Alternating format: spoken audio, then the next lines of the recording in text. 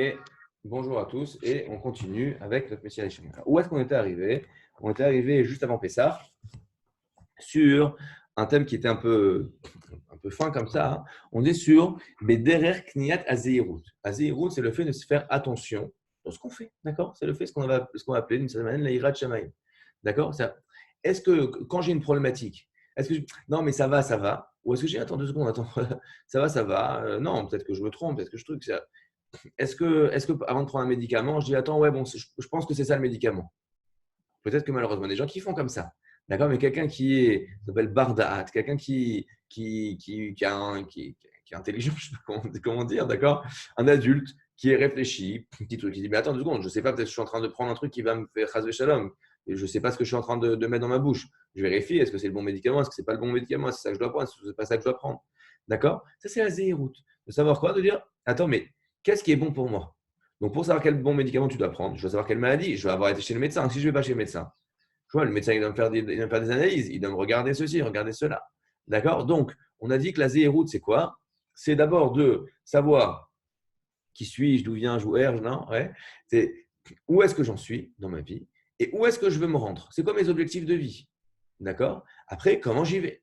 Et après, je dois me poser des questions. Est-ce que ce que je fais, ça va m'aider à me rapprocher de mon objectif ou est-ce que ça m'en éloigne?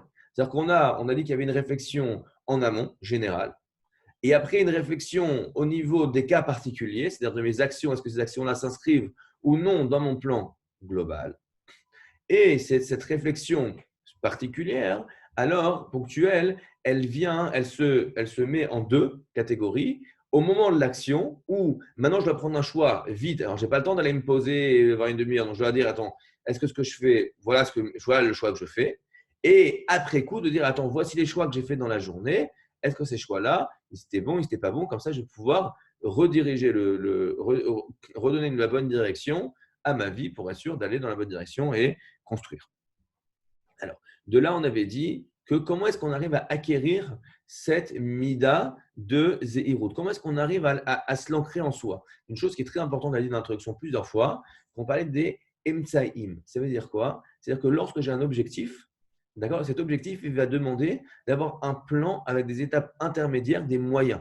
Des moyens, ce n'est pas un but, un moyen, c'est quelque chose qui en soi, je m'en fiche de ça. D'accord, je ne suis pas venu pour faire ça, mais ça va m'aider à arriver à la chose qui m'intéresse. D'accord? Donc, je dois mettre en place, d'accord, un plan d'attaque, une stratégie pour arriver à mon objectif. Donc, on a dit que cette stratégie, elle doit dépendre de qui je suis. D'accord? Si je me parle dans un ton, à un niveau, avec des choses qui ne sont pas de ma réalité, au fond, je peux le dire du matin jusqu'au soir, ça ne va pas me transpercer, ça ne va pas me bouleverser, ça va pas se lier à moi. D'accord? Par exemple, donc on avait dit, donc le Messie des Charim, il avait parlé de 3 catégories. Et je lui mets à Da'at, des gens qui ont déjà goûté à cette chose-là, qui sont déjà dans cet esprit. On va parler, j'avais fait l'analogie avec un champion de tennis. Il est là toute sa vie, il se lève le matin pour faire des matchs, pour jouer, pour trucs, etc. Ok. Alors lui, c'est quoi son but? Il dit pas si je gagne pas, je vais pas avoir d'argent. Si je gagne pas, il dit je vais être le champion du monde. Chaque chose qui me rapproche pas le champion du monde, c'est bien. Chaque chose qui m'éloigne d'être le champion du monde, je la fuis comme la peste. D'accord? Donc, ça, c'est les shlimei à date. Après, il y a les protéines, mais qui se disent quoi? Attends, 2 secondes. 2 secondes. Alors quoi? Pourquoi est-ce que je ne vais pas me donner à fond? Pourquoi je ne vais pas regarder? Parce que bon, écoute, c'est pas grave, ça va. Je ne suis pas un rachat non plus. Je ne suis pas en train de parler, de dire que je vais faire n'importe quoi. Bon, peut-être que je passe à côté de certaines choses. Pas grave. Bon, ok, si je n'ai pas une grande place dans la main, bah, j'aurai une petite place. Alors, à eux, il leur a dit, Michel Charim, il dit, regarde, dans ce monde-là, comment tu es jaloux, comment tu es rongé par la jalousie, dès que tu vois quelqu'un qui réussit, qui te paraît plus petit que toi, tu vois qu'il réussit mieux que toi, tu deviens fou. Lui, il a la promotion, mais ce n'est pas juste. D'accord? Moi, je me souviens, je ne sais pas si j'avais ça, mais j'ai fait les prépas. D'accord? Et je me souviens, quand on a passé les concours, j'ai pas, bon, bon, ça a été, mais on va dire que j'ai eu des résultats au concours qui étaient, on va dire, moins bons que ce que j'estimais que je pensais, vu ce que je faisais quand j'étais en prépa. Bon, quoi qu'il en soit. Et j'ai vu des gens, le dernier de la classe, il a mieux réussi que moi. Alors, c'est pas que tu passes à autre chose dans ta vie, d'accord? Mais tu sens dire, mais pourquoi lui? Tu vois dans ta vie que ça te dérange quand celui qui te paraît être moins, il te passe au-dessus, d'accord? Alors, à plus forte raison, quand tu vas sur des choses que tu sais, bon, ça va, c'est des maths, à Kol Besséder. D'accord? Mais quand c'est pour l'éternité, des choses qui tu sais qui sont des choses qui sont réelles, qui sont qui tu es toi, alors forcément, tu vas voir, alors de te dire non, moi je veux une petite place, c'est pas vrai. Tu vois bien que c'est du mytho. Parce que tu n'acceptes pas d'avoir une petite place dans ce monde-ci. Alors, plus fort dans le monde de vérité. D'accord? Pour les Amon Aham, et c'est peut-être un peu nous, et encore une fois, j'avais dit la dernière fois que j'aime pas employer, j'aime pas trop employer sur ce sujet-là, mais il faut savoir que c'est aussi, il doit nous parler, ça s'appelle le Irat Haonesh, d'accord? La peur de la punition, d'accord? Qu'on va rendre des comptes. Que ce que je vais faire, c'est écrit et je rends des comptes, d'accord? Comme quand, sur cette blague, tu passes un feu et que tu entends tu es sur le côté, et là, tu vois le flic qui te met sur le côté. Il dit, monsieur, vous n'avez pas honte de brûler un feu devant la police? Tout en me disant, tu dis, mais je ne suis pas un idiot, je ne vous avais pas vu. Si vous avez vu, je n'aurais pas brûlé le feu. Mais la chose avec Hachem, Hachem, il te voit et il note. Donc, si toi, tu sais qu'Hachem, quand toi, tu fais des choses, des bêtises, parce qu'à ce moment-là, tu as l'impression que tu ne vas pas rendre des comptes là-dessus. Mais chaque jour, tu vas rendre des comptes.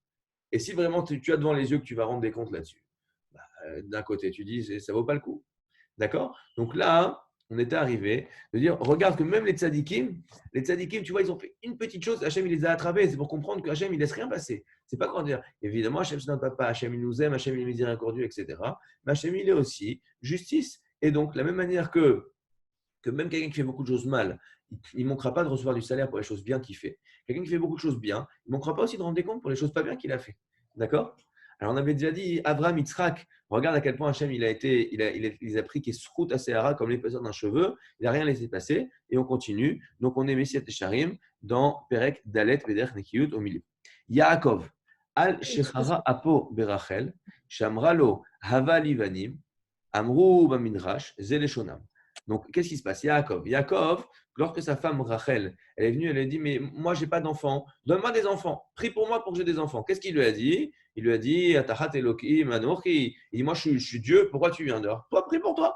D'accord? Il lui a répondu durement. Alors, dans le Midrash, il dit là-dessus, c'est ça. Amar le Hakadosh Baruch Hu, il a dit Hachem, Kachonim et Ameukot. Et comme ça, on répond, tu vois, même pour lui, c'est ta femme. Tu vois une femme qui est dans la douleur. Elle te dit quelque chose, elle te dit, aide-moi, et c'est comme ça que tu lui réponds.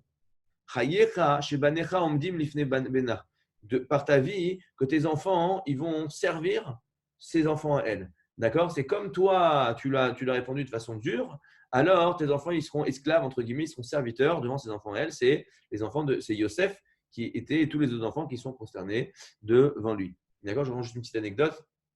Après le décès de ma grand-mère, j'étais très, très retourné comme ça, bouleversé, etc.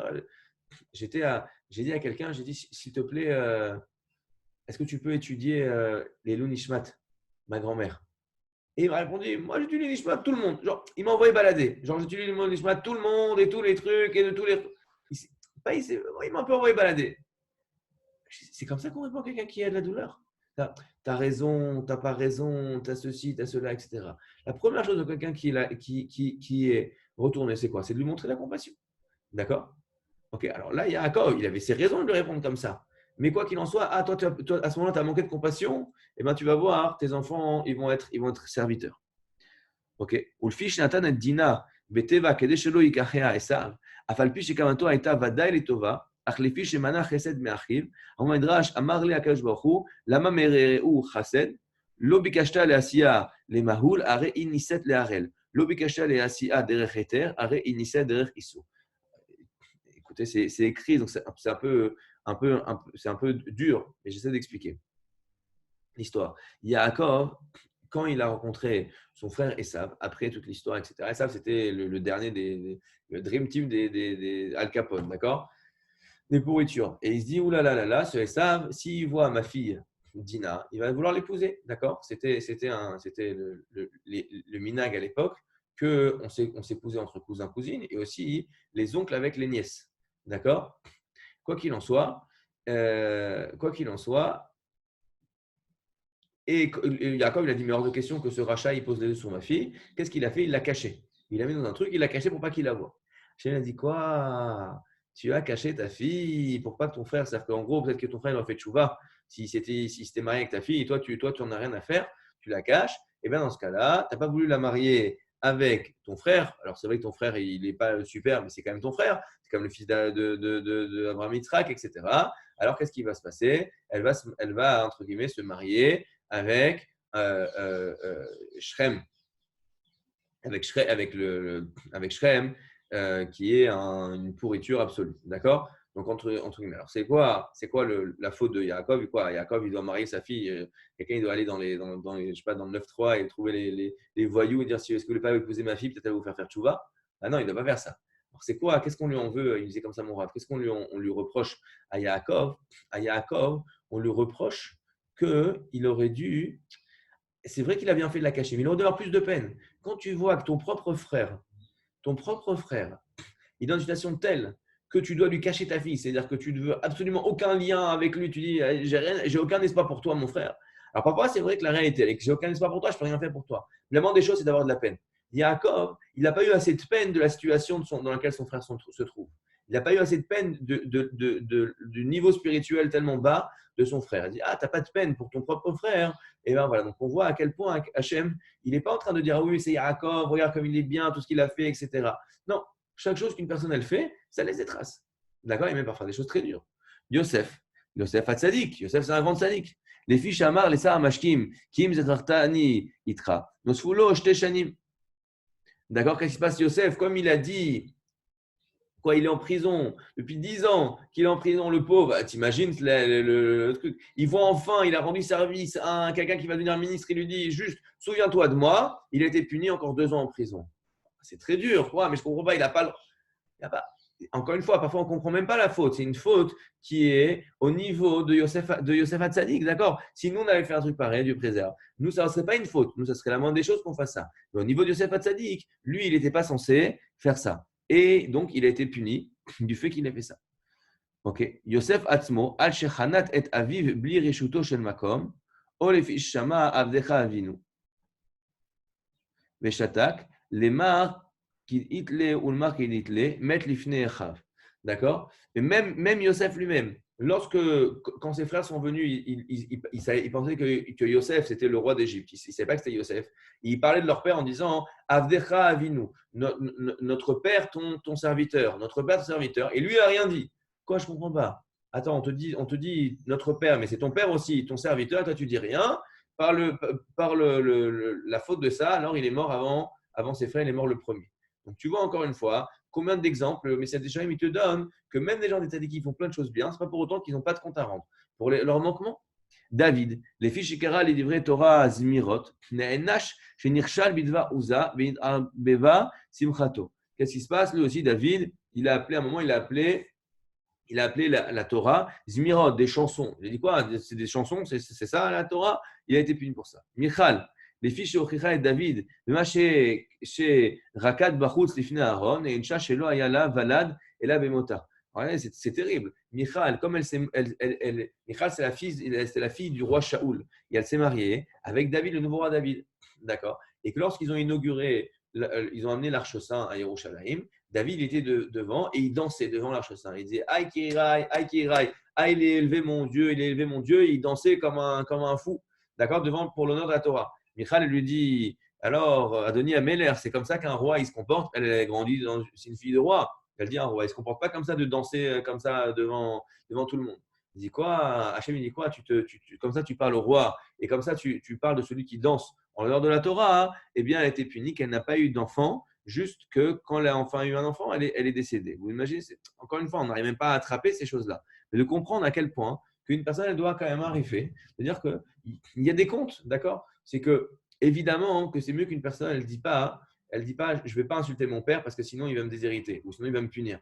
Un peu naze. D'accord? Quelqu'un qui dit je ne vais pas insulter mon père parce que sinon il va me punir, ce n'est pas le meilleur fils au monde. Mais n'empêche que si lui il a besoin de ça, si sans ça il insulte son père, alors au moins qu'il utilise ça. Ça serait mieux si tu ne le faisais pas parce que tu comprends que tu es un fou furieux de parler comme ça à ton père. D'accord? Mais si ça ne te suffit pas, alors n'oublie pas qu'eux aussi, il y a des comptes à rendre et qu'au moins que ça te permet de tenir. Il faut savoir utiliser les armes qui vont nous permettre de nous construire. Chizkiyahu, les fichiers Ra, El, Sarem, Meler, Bavel, Et Bet, Nechoto, Nixar, Al, Banav, Liot, Sarissim, Bechal, Meler, Bavel, Verabim, Kaele, Meod. Chizkiyahu, il a fait rentrer le Meler Bavel, il est venu de loin, alors il a voulu lui montrer le Bet Amikdash, etc. Il dit quoi? Comme ça, tu donnes tellement d'honneur à celui-là qui vient là. eh bien, alors lui, il a fait que Yahou il a été puni, que ses enfants se sont retrouvés prisonniers dans les geôles de Babel. Ok. Et encore plein d'exemples comme ça. Rabbi Yochanan, Kad Hava Mate Lehaikra, Hava Bache. Donc dans Chagiga, on dit la chose suivante. Quand Rabbi Yochanan il est arrivé à ce pasouk, il se mettait à pleurer. C'est quoi le pasouk? Vekaravti Alechem la Mishpat, Vaiti Ed Memaher. Et alors, dans Malach, donc il y a écrit donc dans Malachi, Hachem, donc le prophète parlant de Dieu, et je vous ai rapproché je vous ai rapproché du jugement, et j'ai été un témoin rapide. Et alors là, il se mettait à pleurer, Rabbi Yochanan, quand il lisait ce passage. Pourquoi? Il dit Eved shishoklim alav kalot kachamurot takana yeshlo. Il dit je ne comprends pas. Un serviteur, si même Hachem il vient un témoin rapide, il ne fait pas attention, il ne fait pas distinction, les choses petites, les choses grosses, on le juge même pour les petites choses. Là-dedans, est-ce qu'il a une chance de s'en sortir? Ou Bevadaï, chez En Kavanat Amahar, il dit le c'est sûr que chez Yeh Aonesh Al Shtem Echad, qui a Kadosh Baruch Hu Eno Meshalem Ela Mida Keneged Mida. Il dit c'est sûr que c'est pas quelqu'un qui a fait une petite chose, alors il aura une punition qui sera comme s'il a fait une grande chose. Et une grande chose comme s'il avait une petite chose. Non, c'est sûr que Hachem, il est quoi? Hachem, il est juste. D'accord? Hachem, sur ce que tu as fait, tu reçois. Mais qu'est-ce que ça veut dire? Omnam Ha'inyanou, chez les Inyan Mishkal Amaasim, Kach Olot Bekaf Akalot Kemo Achamurot, Kilo Yashkichu Achamurot et Akalot. C'est parce que quelqu'un il a fait des choses très graves qu'on lui oublie les trucs pas graves. D'accord? Al Capone, d'ailleurs, lui, c'est rigolo parce qu'Al Capone, il s'est fait attraper parce qu'il n'a pas payé ses impôts. D'accord? Mais je ne comprends pas. Il a tué des gens, il a truc, ouais, mais il a attrapé ses impôts. C'est pas parce que quelqu'un il tue des gens qu'il n'aura pas payé ses impôts. D'accord? Alors, Hachem, il dit c'est pas parce que tu es un tueur que tu as le droit aussi d'être un voleur. Donc, quelqu'un qui est un tueur, il sera jugé parce qu'il est un tueur. Il aura de grosses punitions d'un tueur, mais il aura aussi les petites punitions d'un voleur. Il y a aussi les petites punitions. D'accord? Il dit le Chava Israël, quelque chose d'important. Il dit quelqu'un qui dit du Lachonara, écoutez bien, quelqu'un qui dit du Lachonara, il aura la punition d'avoir dit du Lachonara, et aussi il devra rendre des comptes que pendant le temps où il a dit du Lachonara, il aurait pu dire des bonnes choses, il ne les a pas dit. Donc non seulement il a pour le mal qu'il a fait, mais aussi pour le bien qu'il n'a pas fait, ce qu'il aurait pu faire pendant ce temps-là. Donc encore une fois, c'est pour dire qu'une personne, elle a des comptes à rendre sur toutes ses actions. D'accord? Les choses graves, elles ne vont pas faire oublier les choses pas graves. Et le juge, il ne va pas passer à travers ça du tout.